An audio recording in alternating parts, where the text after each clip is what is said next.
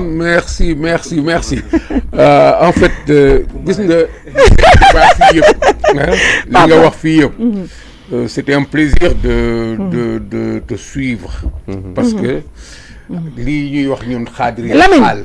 Lamine bloqueel Mouhamed Gueye Lamine xoolal commentaire yi xaal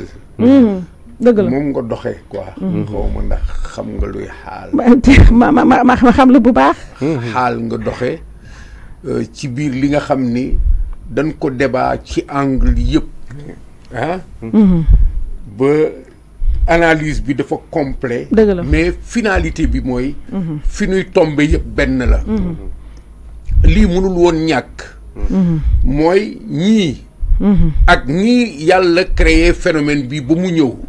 dafa am lu muy jubbanti ci Sénégal naissance su Pastef laa dëgg la waxuma ci li leen pikiir ba nu ñëw dafa am trajectoire bu yàlla wax Sénégal waroon installé wu mu indi seytaane def ko nit créé ci benn organisation pour tudd Pastef doxloo ko tànk yi ba mu agsi fii mu war ko génne ci benn fànn mais il ne fallait pas que ñu rate génn bi moo nekk ci divergence yi nekk ci Macky moo def nii Amadou Ba moo def nii il fallait que Sénégal ci boppam dund épreuve bi ba kenn dootul feneti Sénégal merci parce que le Sénégal a eu un parcours dafa dox ba ñu nax ko ci fekk nañu naan dafa mën a mënul fol li la mën mu dem ba mën a fal taxaw daal di fal li mu fal nag mooy li nga xam ne moo ëmb leçon bi et pour qu'on en sorte effectivement il faut qu'ils s'autodétruisent ils sont en train de se détruire parce que tort bu ñëw rek phénomène bi nga xam ne moo ëmb tort bi mu ngi ci ñoom li nga xam ne moo bon ba nit ñi nekk à l'origine déjà ñu naan ils font de la manipulation mujjewuñu dudul ay fenkat lañu est-ce que vous voyez la différence départ bi ñu ngi nekkoon ci intellectualiser li ñu doon def di def ay analyse di wax di dem di dellu si di wax populisme di wax ay activisme di wax ay Hitler ay ceci cela mujj gi ça se résume à simplement ñii duñu wax dëgg ils ont menti pour venir au pouvoir ils vont mentir pour sortir du pouvoir donc synthèse bi loolu la ñu gis nag li nga wax ni su Amadou Ba jëloon pouvoir bi Sénégal gi day takk rumbax loolu moo doon conséquence su affaire bi mais du jël pouvoir bi parce que yàlla day indi lu tax du jël pouvoir bi pour que Sénégal mën a sauver processus boobu ci la ñu nekk ba nga am certitude que ni effectivement ces gens-là ils vont partir en courant seeni tànk la ñuy gàddu di dem et ils sont en train de perdre déjà parce que ni ngay décrire seen perte de vitesse bi sañu ma ko woon sax envisager nii te pourtant maa ngi gis comme yow donc ça veut dire que ñun ñëpp li ñu gisoon c'est la même chose pour en revenir à cette histoire de trésor siège du trésor bu ñu cambriolé c'est encore duma commencer fii ñuy commencer dama commencer ci bi ñu nee am na où est l'État du Sénégal voilà où est le pouvoir judiciaire c'est un phénomène extrêmement grave musuta am Sénégal musuta am sax ci yeneen réew li ñuy wax ni fii kat mooy trésor public en pleine capitale ñu ni cambriolé au premier ou deuxième étage bunt bi dañ ko tijji woon ñu jël fa ay ordinateur ci contexte bii c'est particulier mais simplement rek bu amoon rek dara xewul y a rien de véritable délinquant cambriolé siège trésor dugg fa xamaguñu lu nu jël suñu yeewoo suba temps bi dafay war a arrêter état bi taxaw position wu moom moo yore li nga xam ne moo ñuy aar parce que trésor ci ñun la bokk daf di fi nga xam ni saxu la bi nga xam ni fa la réew mi taxaw par rapport à beaucoup de choses effectivement comme tu l'as dit le système administratif qui gère la sécurité dafa waroon immobiliser wu taxaw net mu am benn moment solennel bi nga xam ni geste yi ñu fay passé ministre de l'intérieur day taxaw directeur général day taxaw directeur de la gendarmerie day taxaw mën naa wax ndax ministre des forces armées day taxaw ñu jëmmal événement bi taxaw wax ci le pouvoir judiciaire le procureur a été saisi non dafa war a wàcc si su wàcc see le doyen des juges war na mën a wàcc si ñu taxaw situation boobu ñu saisir ko techniquement ak officiellement ñu xam ni état bi xam na ni événement bu sérieux moo fi am mais on a que des way dégg na ne siège bi dañ ko kii waa ji yéeg fële njaaba njalle jël na fa ñetti ordinateur wax nañ ko procureur et voilà ce qu'on a de cet événement là où est l'état du Sénégal où est cette république là et consort qui nous est si chère où est ce pouvoir judiciaire qui doit assurer par des gestes solennels le respect qu'il a de ce qui est important pour le Sénégal. Mais on dit tel et tel ont été convoqués à la police terminé comme su fekkoon ni sama kër fële la ñu dem daal di dajji sama kër daal di fay jël benn ordinateur daal di romb sama oto daal di koy dajji daal di jël paquet de cigarette wala almet bi desoon foofu c'est comme si c'était un geste banal on a volé au trésor nous devons avoir peur parce que amul dara lu wone ni trésor amal nañu importance ñu dugg nag ci contexte bi son contexte particulier où on parle de réduction des comptes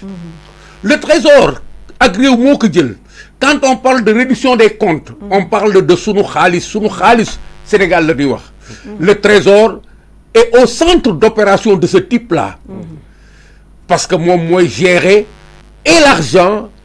et les mouvements d'argent et toutes les opérations qui tournent autour de ça avec les autres embranchements yi nga xam ni ñooy liggéey ci lii laal xaalis muy banques yi ministères yi administration yi ainsi de suite moom mooy poumon wu système bi nga xam fa la xaalis di circuler c'est ça le trésor mais trésor su fekkee ni loolu am na ci situation bu mel nii ñu dem ba ñu ni trésor dañ fa sàcc ci situation wu réduction des comptes ñun dañ war a taxawaat encore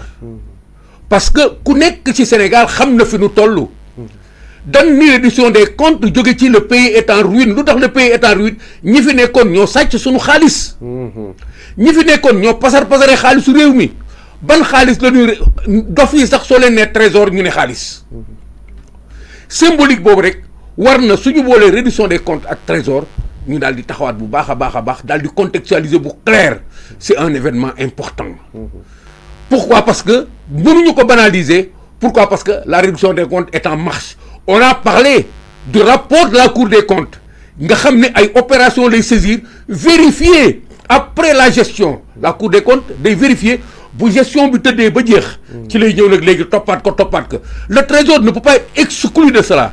am na ñu gën a sori trésor sax dañ leen ciy laal ñu mel ni ay comment l'administration fiscale mais daf ciy laal les impôts dañ ciy laal pourquoi parce que li nga xam ni moom la ñu gérer ak li nga xam ni moom mooy mouvement yi nga xam ni moo ñu indi xaalis les régies financières dañ ci bokk régies financières yi ñooy dugal xaalis bi fi nga xam ni mooy trésor douane daf ci bokk leneen daf ci bokk yooyu yëpp dañuy converger vers le trésor police sax daf ci bokk régie bu gën a tuuti daf ci bokk parce que tout cela converge vers le trésor les opérations de sortie dañ ci bokk mais lu mel noonu bu amee dans ce contexte là ñu ni dañuy def réduction des comptes Macky ak ñi mu àndaloon sàcc nañu xaalis bi Macky ni mu àndaloon ñoo tax réew mi metti réew mi dafa mëbëx addina bi yëpp diñu xool suñu ay compteurs yëpp daal di baissé wu on attire l'attention du monde entier mais c'est important que les choses soient celles-là ñun pendant ce temps qu'est-ce qu'on fait on est là à regarder donc pour nous c'est un événement qui est extrêmement important foofu lañ ko waroon téye dans ce contexte de réduction des comptes Farba est en prison comment dirais-je encore Lat Diop non je parle d'abord de ces hommes Tahirou est en prison fait marquant on a inversé les procédures pour les enquêteurs ci li nga xam ni moom lañ leen di tuddee dañ ni ils sont en prison parce que dañu capturer ay xaalis yi nga xam ni ci trésor la jógee mais est-ce que ñooñu bu ñuy wax lu mel noonu ba Sénégal ni mënul nekk ani waa trésor oui parce que les acteurs yi nga xam ni ñoom ñoo war a agir pour que ñii mën a capturer xaalis c'est les gens du trésor c'est les gens qui manipulent les opérations ce sont les gens qui ont du pouvoir ñiy gérer suñu xaalis di ordonner di décider di garder mais ñooñu ñooy agir pour que ñii mën a capturer dara on a pris ñi nga xam ni amuñu benn pouvoir ci appareil bi dugal leen kaso ba noppi et en fin de compte pendant qu'on dit mën na nekk mënul nekk c'est anormal mu nekk un scandale politico-judiciaire fii au Sénégal dañuy xaar rek koor gi jeex pour ñu xam fan la jëm mais c'est véritablement un problème parce que kenn mënu ko expliquer ñu dem ba mu toll foofu léegi on nous amène un cambriolage au trésor le trésor maintenant techniquement fii mu nekk mu nekk en plein centre-ville nekk ci fi mu war a nekk normalement nekk am encadrement bu baax gendarmerie nekk fi police nekk fi tous le dispositifs technologiques bi nga xam ni moom mooy anticiper ci sécurisation bi war fi nekk en principe parce que Sénégal dafa am ay comment dire caméra ba ci mbedd mi dëgg n'est-ce pas xamuñu ñoom en tant qu'enquêteur mënuma wax ci li nga xam ni moo fa nekk mais am na un dispositif de sécurité ne serait-ce que embryonnaire mais bi nga xam ne dafa mas a garantir depuis que le Sénégal est Sénégal l'inviolabilité de ces locaux là on dit qu'il y a un gendarme il y a un vigile il y a un policier il y a ceci il y a cela mais quel que soit alpha de 1960 à maintenant amuñu lu mel nii ñu gis ni ci balcon la ñu jaar kenn ubbiwul bunt mais contexte bu mel nii lu mel nii am fi nit jaar ci balcon dem ci kaw kenn jëlu fa xaalis ci contexte bu mel nii mais il y a des questions à se poser. Absolument.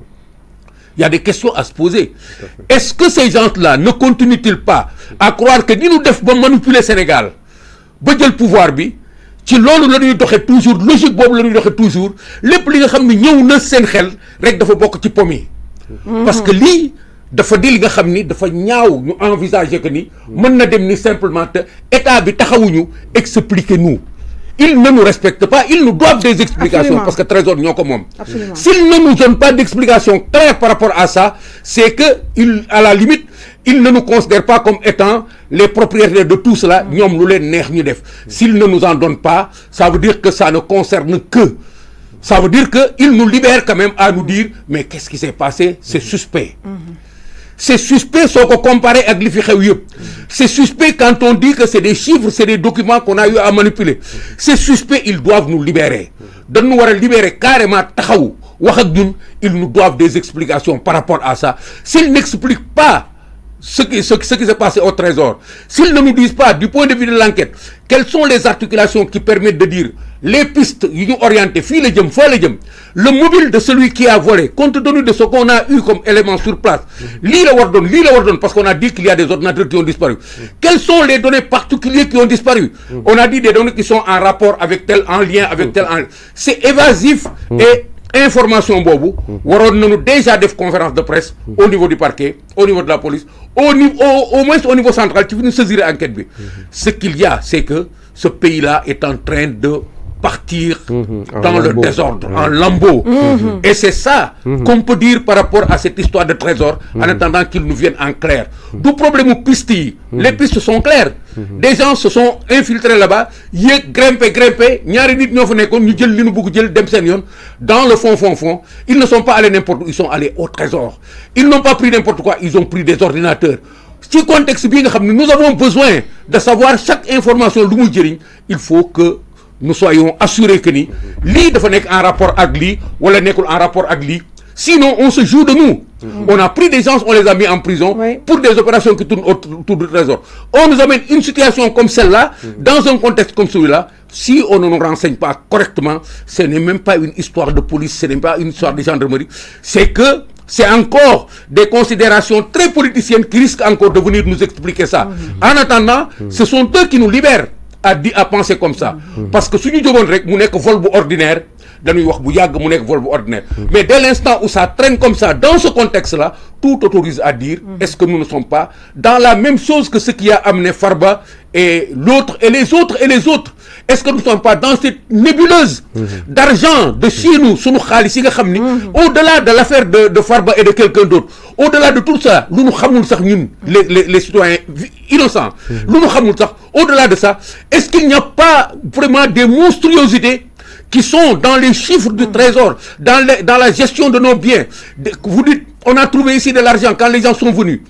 Ils ont trouvé, la Cour des comptes a dit qu'on a trouvé ici de 278 milliards.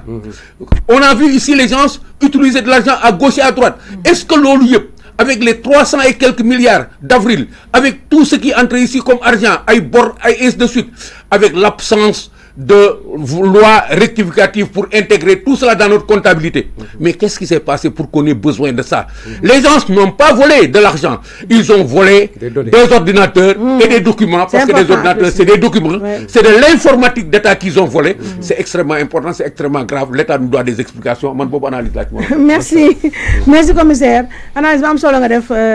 commissaire, ñu ngi lay gërëm bu baax di la sant di gërëm bu baax tamit sunu papa Amadou Moustapha Gaye ndax fi nga jeexale rek commissaire loolu nag mooy laaj bu sampu mooy tey jii balaa ñoo naan ndox État du Sénégal via son ministère des Finances qui coiffe le trésor ou mu jox ndigal directeur général du trésor public mu génn éclairer la lanterne de nous autres Sénégalais mais aussi et surtout restaurer la sécurité parce que si aujourd'hui lu important lu mel ne trésor public ay nit mën nañ ñëw jaar jël ko noonu comme ça ñu war ko bàyyi ni par perte de profit kooku c'est grave, c'est dangereux. Notre sécurité à tous, la sécurité publique est menacée. Nous réclamons